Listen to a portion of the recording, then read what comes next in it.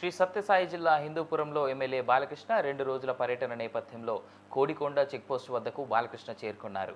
Bagepalli tollgate వద్ద స్థానిక TDP నాయకులు బాలయ్యకు ఘన స్వాగతం పలికారు. పద్మభూషణ్ అవార్డు గ్రహీత బాలకృష్ణకు హిందూపురం ఎంజీఎం గ్రౌండ్లో సన్మాన సభ నిర్వహిస్తామని టీడీపీ నాయకులు తెలిపారు.